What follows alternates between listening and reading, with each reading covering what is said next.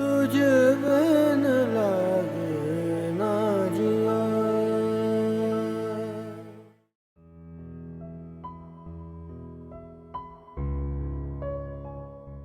Hello, कैसी हो? Fine. बड़े दिनों बाद आए, कहीं बाहर गए हुए थे? पेरिस गया हुआ था पापा के बिजनेस के सिलसिले में। खैर, तुम बताओ कैसी हो? ये फरा नजर नहीं आ रही। उसने कहाँ जाना है, आजकल यूनिवर्सिटीज बंद है, तो अपने दोस्तों को टाइम दे रही है। और ये दोस्त यकीनन ताहिर ही होगा। फरा तो पागल है, ताहिर उसका नहीं, शग्गो का दीवाना है। और मैं फरा का, लेकिन उसे तो मेरी कदर ही नहीं है।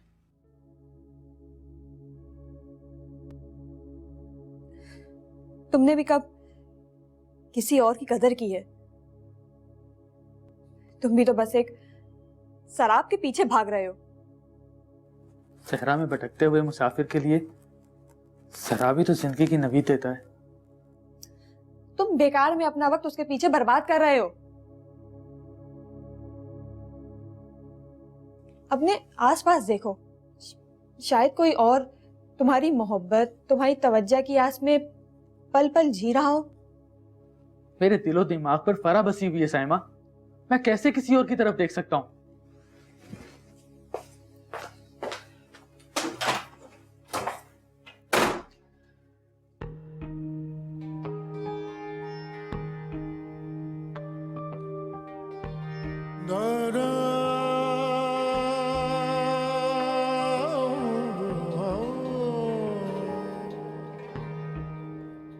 मेरे दिलो दिमाग पर फरा बसी हुई है साइमा, मैं कैसे किसी और की तरफ देख सकता हूं?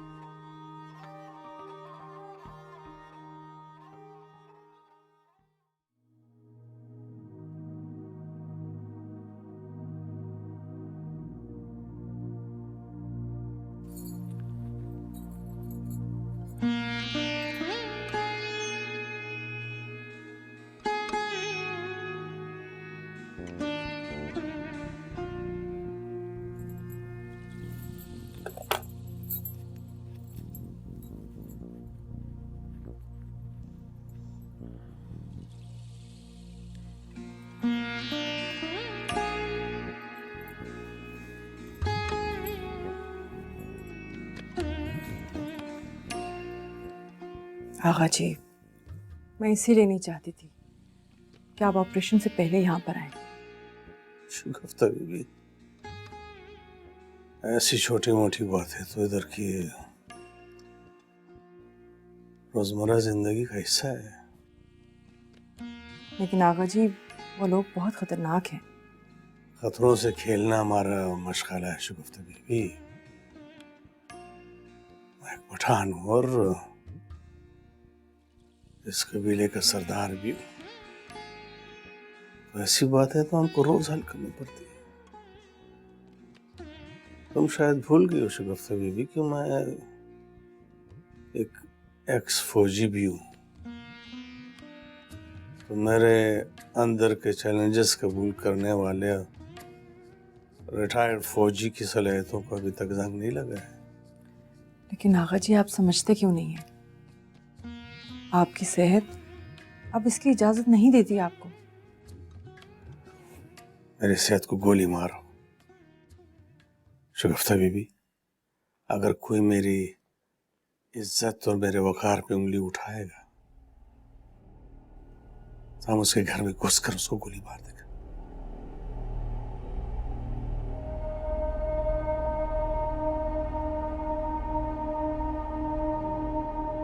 अब सारे अस्पताल में जाके एक एक डॉक्टर, वार्ड बॉय और मरीज को शग्गू और आगा साहब की मोहब्बत के किस्से सुनाओ। क्या मतलब? मतलब ये कि शग्गू ने किस तरह आगा साहब को अपनी अदाओं से फंसाया है। पूरा नाम लो ना, बीमार आगा साहब। यार तुम मानो या ना मानो, शग्गू के पास जादू था। वो याद नहीं है, दिल का डॉक्टर, डॉक्टर आसिम। शग्गू को देखने के बाद तो उनकी कितनी बुरी हालत हुई थी ना। शुक्र है वो तो उसकी बीवी को किसी ने खबर कर दी। वैसे आसिम साहब की बेगम का ताल्लुक बहुत बड़े सियासी घराने से था। वो बहुत उसूल पसंद औरत है। शग्गू को तो कुछ नहीं कहा, उल्टा डॉक्टर आसिम का हॉस्पिटल में आना बंद करवा दिया। इसमें तो कोई शक नहीं है, डॉक्टर आसिम की बेगम किसी का हक नहीं मारती थी। उन्होंने तो शग्गू को भी कहा था अगर डॉक्टर आसिम उनको तंग करें या डराए धमकाए तो उनको आके बता दे। और शायद इसीलिए इस बार शग्गू ने आगा साहब को फंसा दिया। उनकी बेगम तो ऑलरेडी दुनिया से रुखसत हो गई। चलो चलो बहुत हो गया, अपनी अपनी ड्यूटी पे जाओ। इंचार्ज आ गया ना तो छोड़ेगा नहीं हम तीनों को, क्लास हो जाएगी।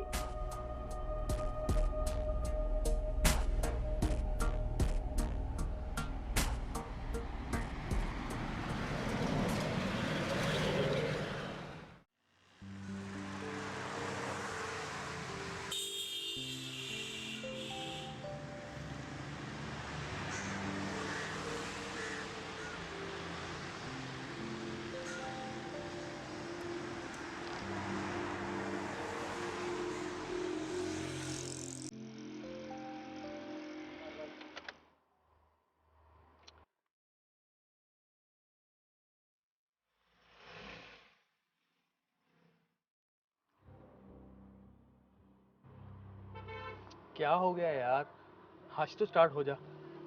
देख, आज तंग मत कर प्लीज। बड़ी मुश्किल से फराह मानी है मिलने को। आज नहीं तंग कर प्लीज। प्लीज हो जाना स्टार्ट। क्या मुसीबत है यार।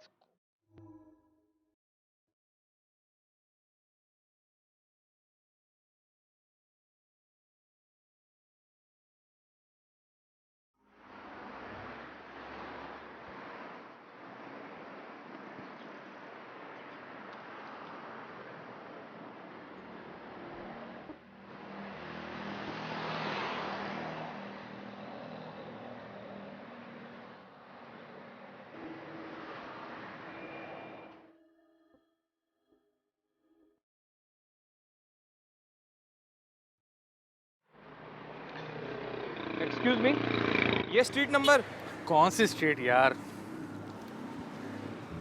पहचाना? I am sorry. उमर, अब भी नहीं पहचाना? ओ, शहराज उर्फ शेजी।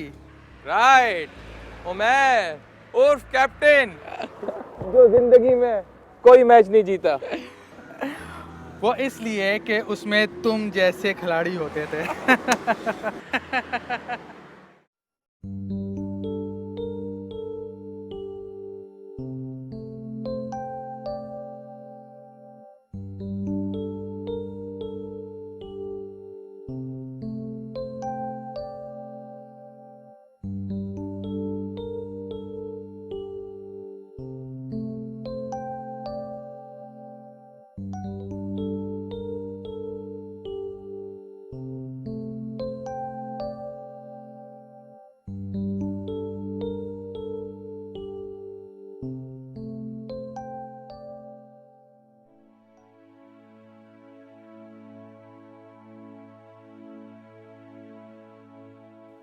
पीपीचा,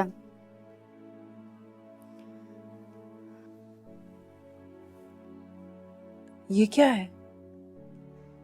बीबी जान, ये जेवर है। आगा जी की वालदा के थे, लेकिन अब से आप मालिकन हैं इसकी।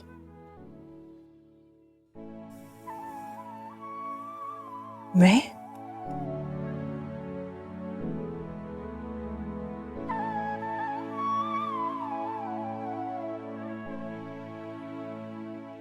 मेहंदी वाली को बुलवा लो, बीबी जान आज मेहंदी लगवाएंगी। ठीक है। इन सब चीजों की क्या जरूरत है? जरूरत है बीबी जान, आज आपका वलीमा है। आज सिर्फ खानदान वाले नहीं, बल्कि आसपास के गांव वाले लोग भी आएंगे। बीबी जान, आप आराम कर लें। आज रात आपकी बहुत बेआराम गुजरेगी।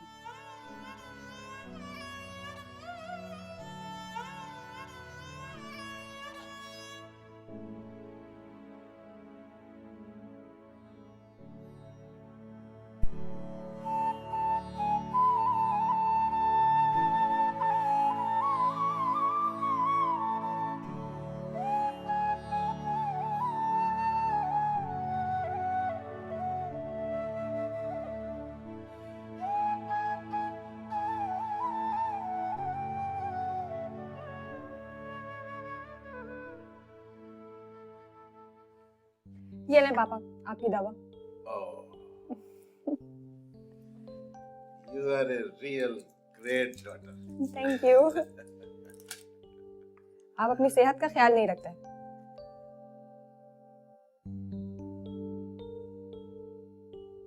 पापा आज तो रेस्ट कर लेते। अरे भाई मुझे क्या हुआ, चंगा भला तो हूँ। और वैसे भी आज एक डेलीगेशन आ रहा है इस्लामाबाद में। तुम दुआ करना वो टेंडर मुझे मिल जाए। इंशाल्लाह पापा। वो फरा अभी तक सो रही है, यूनिवर्सिटी नहीं जाना उसे आज? पापा वो अपनी मर्जी की मालिक है, जाना होगा तो खुद ही चली जाएगी। अच्छा चीटिंग पापा, आपको पता है मेरी देर तक आपको मैं ही छोड़ती हूँ। सदा खुश रहो, ऐसे मुस्कुराती रहो। I really love you, my daughter.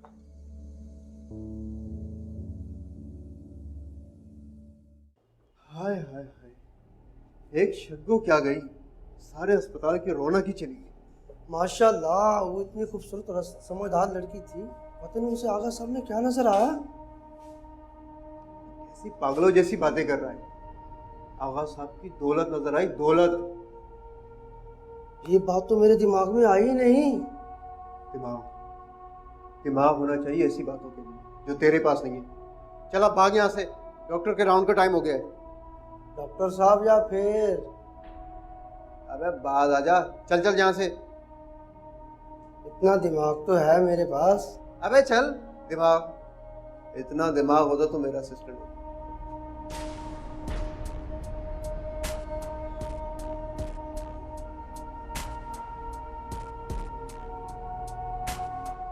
तुझे बिन लागे ना जिया, तुझे बिन लागे ना जिया। मैं बिल्कुल ठीक हूँ ताहिर, तुम मेरी फिक्र मत करो। अच्छा ये बताओ वहाँ सब कैसे हैं? यहाँ भी सब खैरियत है शगो, बस तुमसे दूरी मुझसे बर्दाश्त नहीं होती। कुछ भी अच्छा नहीं लग रहा है मुझे। मुझे भी यहाँ बिल्कुल अच्छा नहीं लग रहा, लेकिन क्या करूं, मेरी मजबूरी है ताहिर। मैं तुम्हारा कल से फोन का इंतजार कर रहा था। तुम्हें पता है मोमानी भी कितनी परेशान है। अम्मी को मैं रात को फोन करूंगी। तुम्हें पता है ना कल सबिया की शादी। मुझे याद है ताहिर, अल्लाह उसे बहुत सी खुशियां दे। कल फोन करूंगी तो मेरी बात करवा देना। और वो तुम्हारा शौहर कैसा है, कैसी हालत है उसकी? पहले से बेहतर है, बल्कि यहाँ आके तो और भी बेहतर हो गई है। मैं बाद में बात करती हूँ। हेलो शगो।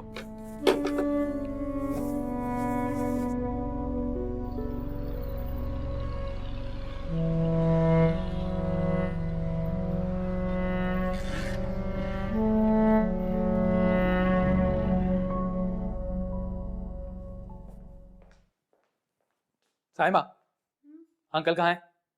पापा तो बाहर गए हैं, अगर तुम्हें कोई काम है तो मुझे बोल दो। डैड ने उन पर केस करने का फैसला कर लिया और कल सुबह उन पे वो केस फाइल कर रहे हैं। नहीं उमेर, नहीं, अंकल ऐसा कैसे कर सकते हैं? क्यों नहीं कर सकते? अंकल नजीर ने अब तक डैड को धोखा ही तो दिया है।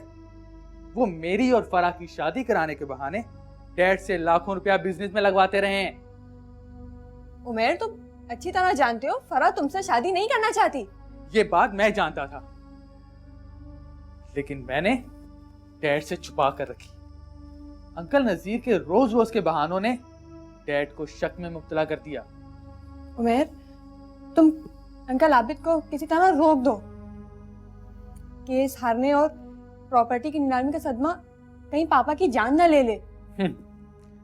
ये बात तुम फराह को क्यों नहीं समझाती? क्या उसके नजदीक अंकल की इज्जत की कोई परवाह नहीं है? अगर होती तो ताहिर की मोहब्बत में इस तरह ख्वार ना हो रही होती, बल्कि तुम्हारी मोहब्बत की इज्जत करती और तुमसे शादी कर लेती। साइमा उसे समझाओ, उसे समझाओ। चलो डैड को अगर मैं कुछ दिन के लिए रोक भी लेता हूँ केस करने से, लेकिन आखिर कब तक रोक सकूंगा मैं उन्हें? एक ना एक दिन तो मेरे सब्र का पैमाना भी लबरेज हो जाएगा साइमा, लबरेज हो जाएगा।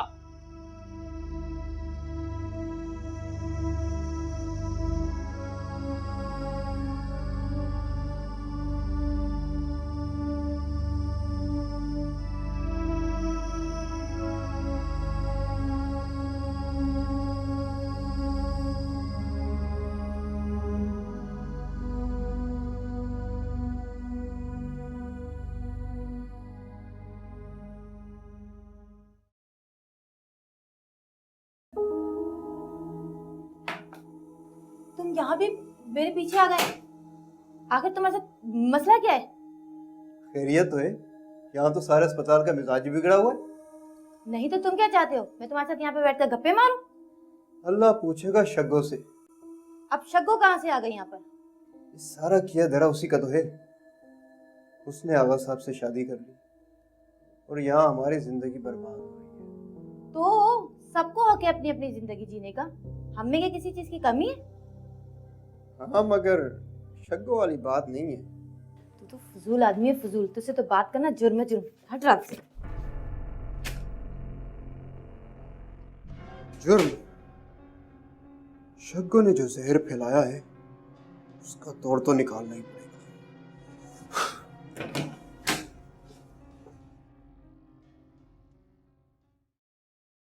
ये तुम्हें हर चीज में प्रॉब्लम क्यों होती है? क्यों हर काम में ऑब्जेक्शन करती हो तुम? हर मैं तुम्हें बता चुकी हूँ, मुझे बहुत काम है। मैं उमेर के डिनर पे नहीं जा सकती तुम्हारे साथ, सॉरी। अच्छा ना, तो इतना नाराज क्यों हो रही हो तुम? कल मैं तुम्हारे कहने पर उमेर से मिलने गई और उसकी गाड़ी खराब हो गई। सॉरी, अब मैं नहीं जा सकती तुम्हारे साथ। उसकी वाकई गाड़ी खराब हो गई थी और गाड़ी खराब होने की वजह से उसको वहां उसके बचपन का दोस्त मिल गया। हेलो, ये सिचुएशन तो फिल्मों में भी नहीं होती। दोस्त ही मैकेनिक बनकर आया होगा। अरे हाँ, उसने अपने दोस्त को उसके हाथ पे लगी चोट के निशान की वजह से ही पहचाना था। ओह गॉड, तुम कितनी बेवकूफ हो। ख्वाब में भी नहीं सोच सकती थी। अब मैं इतनी बेवकूफ भी नहीं हूँ, मजाक कर रही थी। वो तो उसका दोस्त वहां उसे वैसे ही मिल गया था। ओके, तो अब मैं क्या करूँ? बुरी बात है, उसने डिनर रखा है और सिर्फ हम दोनों को इनवाइट किया है। प्लीज चलो ना। अजीब जबरदस्ती है भाई। Okay, thank you.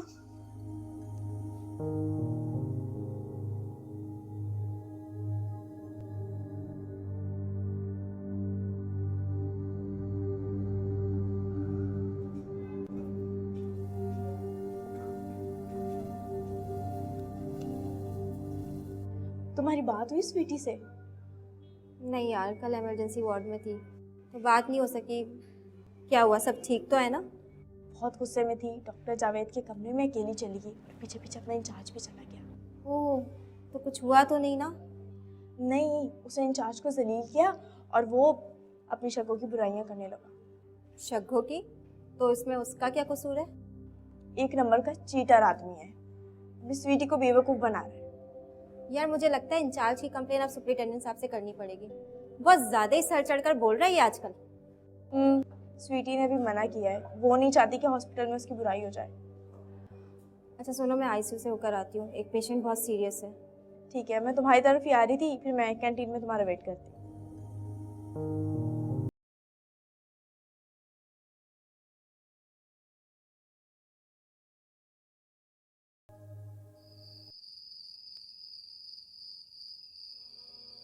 मैं अभी आई। किधर जा रही हो? आगा जी, मैं कपड़े चेंज करके आपके लिए मेडिसिन लेकर आती हूँ। मेरे पास बैठो। शगुफ्ता,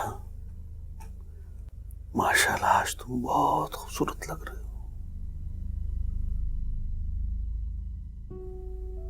आज तो तुम्हारा हुस्न कयामत ढा रहा है। आगा जी, आपकी मेडिसिन का वक्त हो गया है। लानत भेजो मेडिसिन को।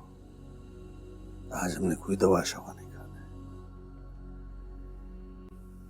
आज तो हमारा सुहाग रात है। आज हमने तुम्हारे खूबसूरत आंखों का शराब पीना है। आगा जी, ये ठीक नहीं है। मेरा मतलब है आपकी तबीयत ठीक नहीं है। हमारी तबीयत को कुछ भी नहीं हुआ है, बिल्कुल ठीक है।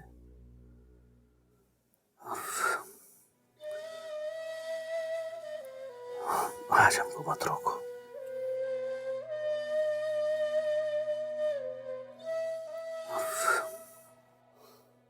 हमको कुछ भी नहीं हुआ है। हमको मत रोको, आज तुम नहीं रोक सके। आगा जी,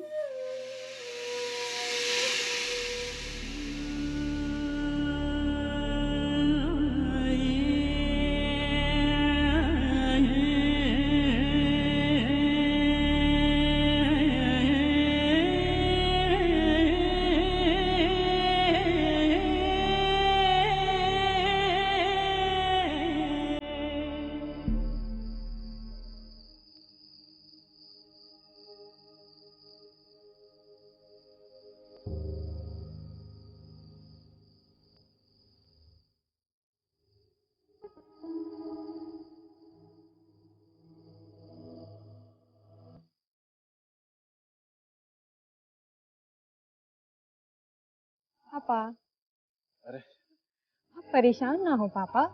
मैंने फराह से बात की है और मुझे यकीन है वो जरूर मान जाएगी। तुम मेरी बहुत ही अच्छी, बहुत ही प्यारी बेटी हो और अपने पापा को ये बड़ी बड़ी तसल्लियां देती हो। लेकिन मैं फराह को जानता हूं, उसकी तबीयत से अच्छी तरह वाकिफ हूं। बहुत जिद्दी है, बहुत जिद्दी है, नहीं मानेगी। आप गलत समझ रहे हैं पापा। माना कि फराह के नेचर में थोड़ा बहुत बचपना जरूर है, लेकिन अब वो ऐसे भी नहीं है। क्या करूं बेटा, कुछ समझ नहीं आ रहा मुझे। यहाँ फराह अपनी जिद पे अड़ी है और उधर उमैर फराह के अलावा और किसी से शादी ही नहीं करना चाहता। हालांकि आबिद को तुम्हारे और उमैर के रिश्ते पर भी कोई एतराज नहीं है। पापा, अब हर कोई फराह जैसी किस्मत तो नहीं लाता ना। अच्छा चलें, छोड़ें, यहाँ वैसे ही बहुत ठंड हो रही है। चलें, हम अंदर चलते हैं। चलें पापा।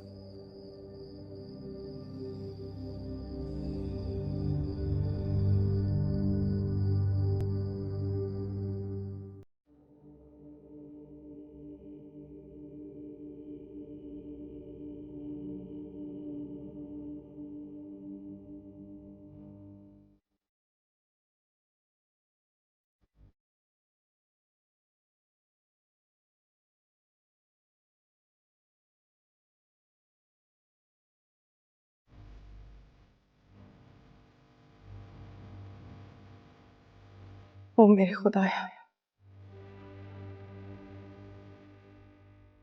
ये क्या?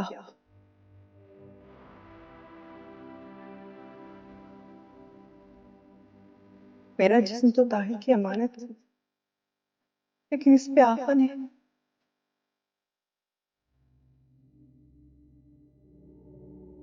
लेकिन मैं करती भी क्या? बीवी हूं आका की, हक है उसका मुझ पर। मैं कैसे रोक सकती थी उसे? क्या ताहिर मेरी मजबूरी को समझ लेगा? मजबूरी कैसी शग्गू, तुमने बहुत सोच समझकर यह सौदा किया था। आगा जी ने तुम्हारे फैले हुए खाली हाथ पे दौलत और जायदाद रख दी और बदले में तुमसे तुम्हारा वजूद ले लिया। सौदे ऐसे ही हुआ करते हैं शगुफ्ता बीवी।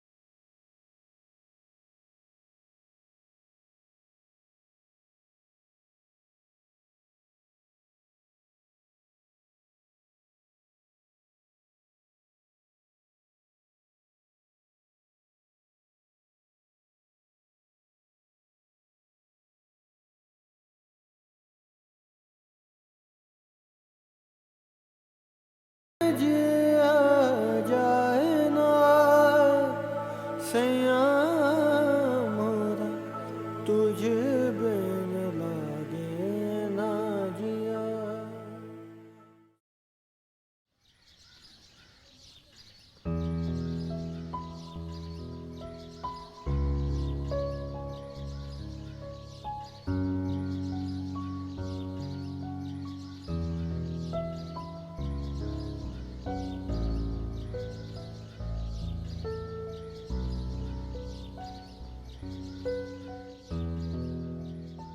अस्सलाम वालेकुम अंकल। वालेकुम अस्सलाम बेटा। आओ आओ बेटा।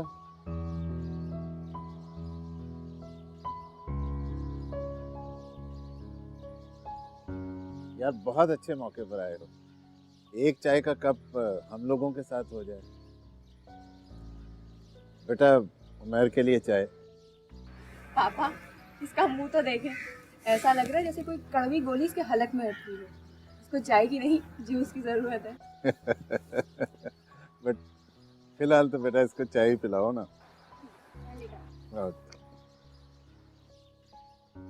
अंकल, मुझे आपसे बहुत ज़रूरी बात करनी है।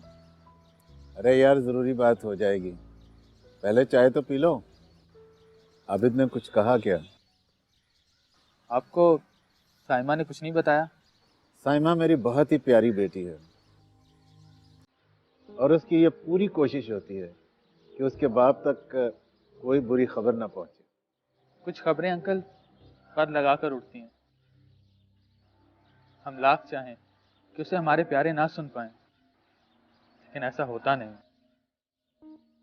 बेटा तुम्हारे अब्बा मियाँ मेरा ये घर, मेरा बिजनेस सब कुछ नीलाम करने के लिए मुझ पर सूट फाइल करने वाले हैं।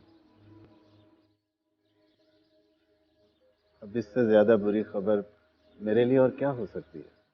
तो आपने सुन लिया सब? नहीं बेटा, मैंने कुछ नहीं सुना, लेकिन दीवार पर लिखा हुआ पढ़ने की मैं कुदरत जरूर रखता हूँ। ये सब कुछ तो होना ही था, इसका अब मैं आबिद से क्या गिला करूं? अंकल, आप डैड से एक बार बात तो करें। नहीं उमर, इनकार की जिल्लत बहुत सहली मैंने, अब मजीद हौसला नहीं रहा।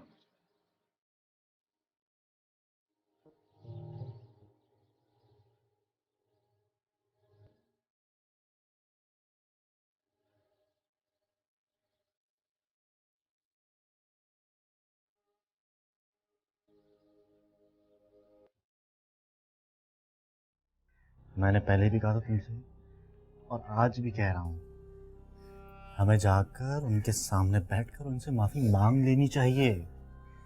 वो हमें कभी माफ नहीं करेंगे। मैंने उनके साथ वो किया है जो दुश्मन भी ना करे। मैं तो उनकी अपनी बेटी हूँ, उनका खून हूँ।